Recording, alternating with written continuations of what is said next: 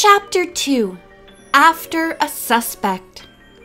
Astonished by the tone of Mr. Faber's voice and his interest in the photograph, Nancy readily told how it had come into her possession.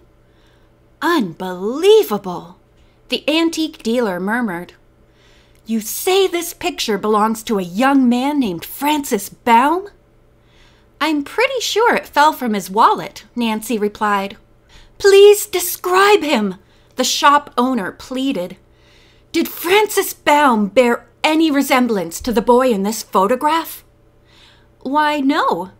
Mr. Baum is tall and has a dark complexion. The boy is very fair." "The age of Francis Baum?" he asked quickly. "Well, it's difficult to say.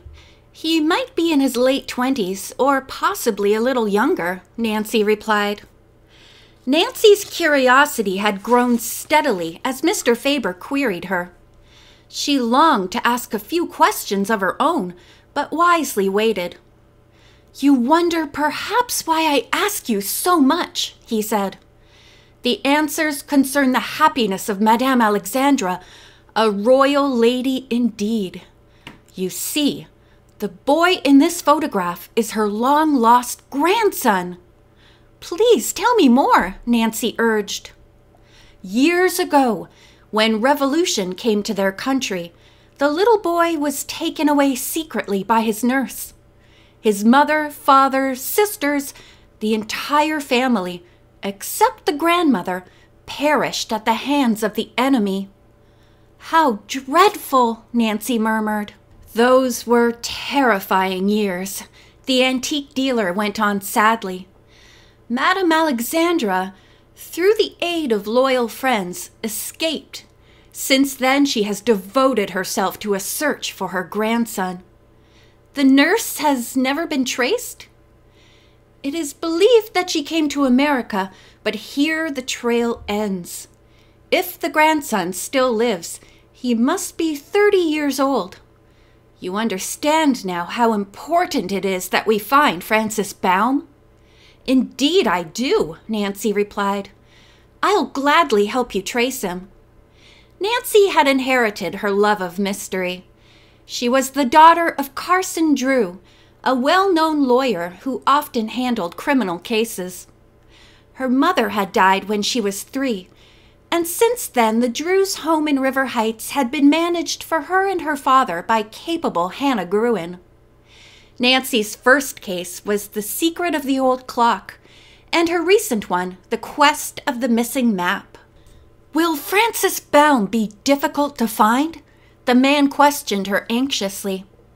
"He shouldn't be," Nancy assured him. "No doubt he's listed in the phone book."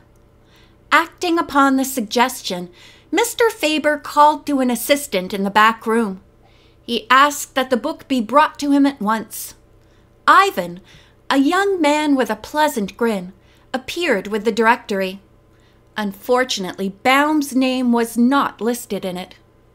"I'll trace him somehow," Nancy assured the dealer. "The policeman who recovered the stolen wallet must have his address."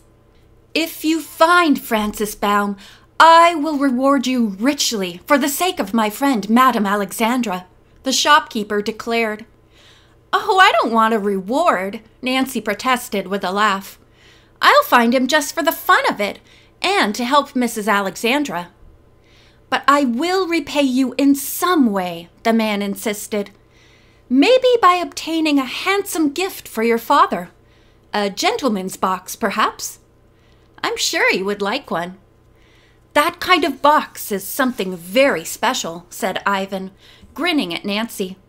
"In Europe, my boss's father and grandfather were famous jewelers who made many pieces for royal families.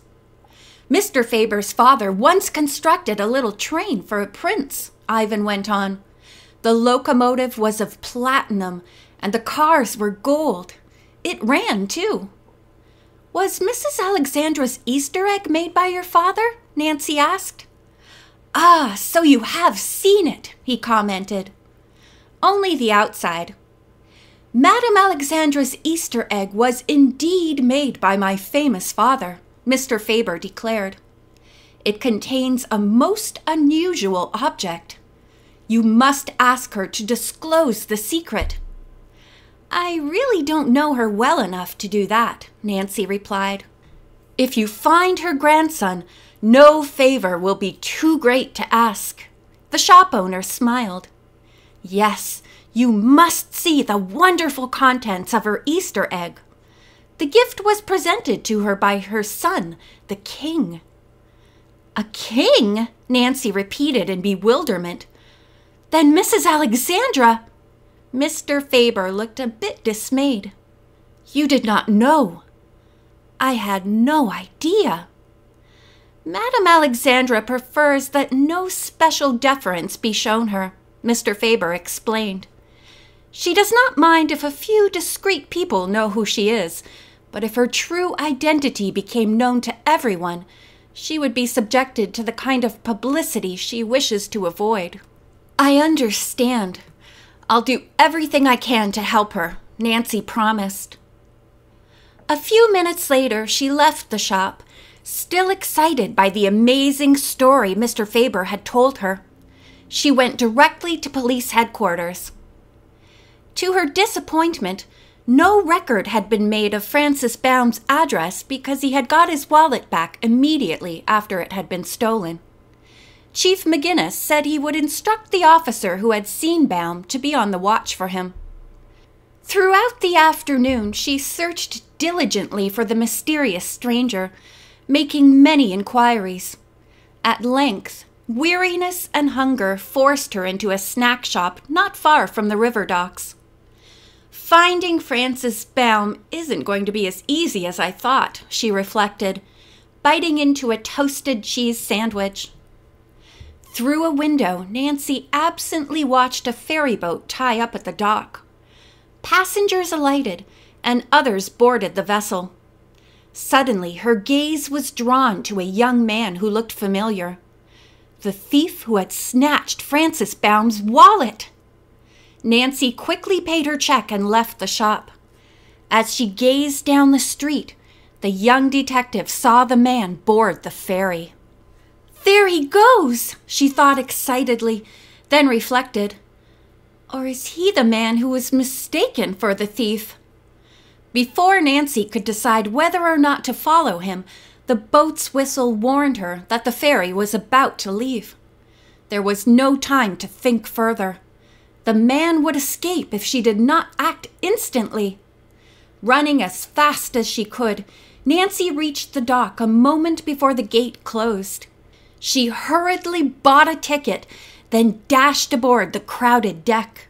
The ropes were cast off, and the vessel edged away.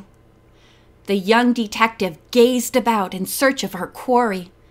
To her annoyance, he was not in sight. "But he's aboard," Nancy said to herself. She looked at the indoor lunch counter, but there was no sign of the pickpocket. Disappointed, she returned to the deck. During the past few minutes, there had been a sudden change in the weather. Now Nancy was nearly blown off her feet by a strong gust of wind. As the boat churned through the choppy waves, Nancy scanned the clouds. They were black. She began to shiver in her thin, sleeveless dress. A few moments later, however, the young detective completely forgot her discomfort. She had caught a glimpse of the suspect near the port railing. Before she could reach the man, a huge wave struck the ferry boat. Passengers were thrown off balance. Several women screamed. The next instant there was a blinding flash of lightning, followed by a heavy roll of thunder. Rain came down in a torrent, blotting out all view of the river. Gasping, Nancy tried to find shelter in the cabin, but others ahead of her jammed the passageway. In the milling throng, she could no longer see the man she was following. Suddenly, from off the port bow came the deep-throated whistle of an oncoming boat. The ferry swerved sharply to avoid a collision, but not in time. There was a terrific impact as the two craft crashed into each other. Flung sideways, Nancy went rolling down the tilted deck. End of chapter 2.